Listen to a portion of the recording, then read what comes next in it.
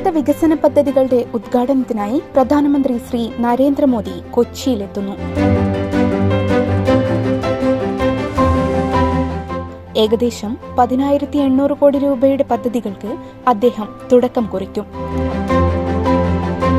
Bharat petroleum corporation ലിമിറ്റഡിന്റെ കൊച്ചി എണ്ണ ശുദ്ധീകരണശാലയിലെ polypropylene യൂണിറ്റിന് പ്രധാനമന്ത്രി തറക്കല്ലിടും.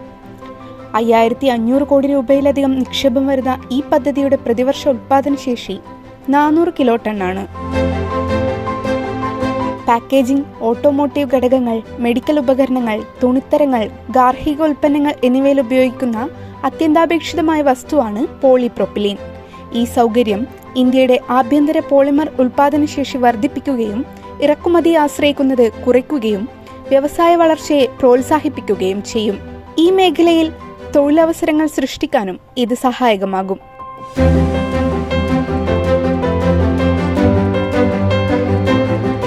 റോഡ് അടിസ്ഥാന സൗകര്യ മേഖലയിൽ 2 പ്രധാന ദേശീയപാത പദ്ധതികൾ പ്രധാനമന്ത്രി ഉദ്ഘാടനം ചെയ്യും.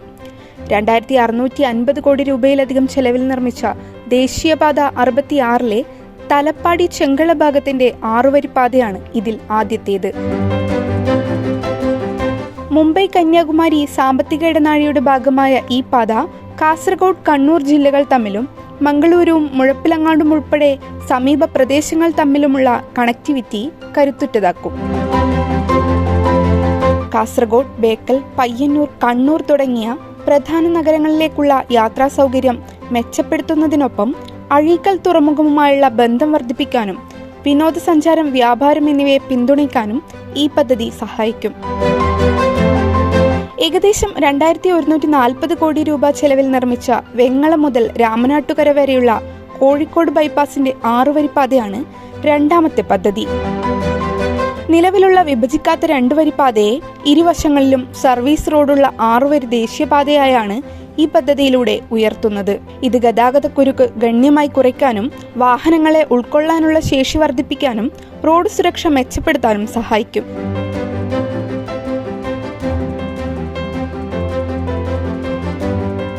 ഈ ദൂരപരിധിയിലുള്ള യാത്രാസമയം 1 മണിക്കൂറിലധികം എന്നതിൽ നിന്ന് ഏകദേശം 15 മുതൽ 20 മിനിറ്റായി കുറയുമെന്ന് പ്രതീക്ഷിക്കുന്നു. കോഴിക്കോട് ബീച്ച്, ബേപ്പൂർ തുറമുഖം, കാപ്പാട് ബീച്ച് തുടങ്ങിയ പ്രധാന കേന്ദ്രങ്ങളിലേക്കുള്ള യാത്രാ സൗകര്യം മെച്ചപ്പെടുത്തുന്നതിലൂടെ ഈ മേഖലയിലെ വിനോദസഞ്ചാരത്തിനും വ്യാപാരത്തിനും ഈ പദ്ധതി കരുത്തേകും. പ്രധാനമന്ത്രി ഗ്രാം സഡക് യോജന പ്രകാരം കേരളത്തിൽ നിർമ്മിച്ച 23 ഗ്രാമീണ റോഡുകളുടെ ഉദ്ഘാടനവും പ്രധാനമന്ത്രി നിർവഹിക്കും. ഈ റോഡുകൾ ഗ്രാമീണ മലയോര മേഖലകളിലെ യാത്രാ സൗകര്യം മെച്ചപ്പെടുത്തും.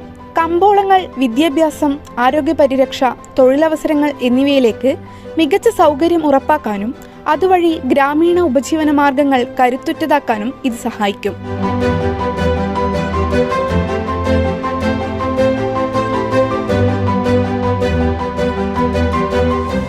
അമൃത് ഭാരത് സ്റ്റേഷൻ പദ്ധതിക്കു കീഴിൽ പുനർവികസിപ്പിച്ച ഷൊർണൂർ ജംഗ്ഷൻ, കുറ്റിപ്പുറം, ചങ്ങനാശ്ശേരി എന്നീ 3 റെയിൽവേ സ്റ്റേഷനുകൾ പ്രധാനമന്ത്രി ഉദ്ഘാടനം ചെയ്യും.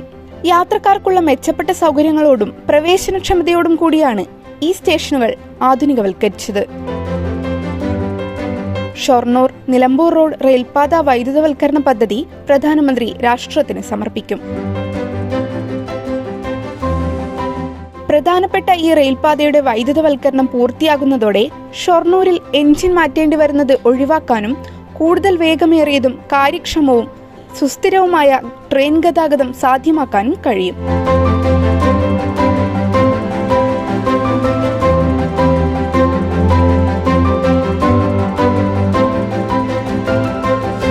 കേരളവും തമിഴ്നാടും തമ്മിലുള്ള റെയിൽവേ ബന്ധം കരുത്തുറ്റതാക്കുന്ന പുതിയ പാലക്കാട് പൊള്ളാച്ചി ട്രെയിൻ സർവീസിന്റെ ഫ്ളാഗ് ഓഫും പ്രധാനമന്ത്രി നിർവഹിക്കും. ഇരു സംസ്ഥാനങ്ങൾക്കുമിടയിൽ യാത്ര ചെയ്യുന്ന ദൈനംദിന യാത്രക്കാർ, തീർത്ഥാടകർ, വ്യാപാരികൾ, വിനോദസഞ്ചാരികൾ എന്നിവർക്ക് ഈ സർവീസ് പ്രയോജനപ്പെടും. കൊല്ലം ജില്ലയിലെ വെസ്റ്റ് കല്ലടയിൽ 50 മെഗാവാട്ട് ശേഷിയുള്ള ഫ്ലോട്ടിംഗ് സോളാർ പദ്ധതിക്ക് പ്രധാനമന്ത്രി തറക്കല്ലിടും.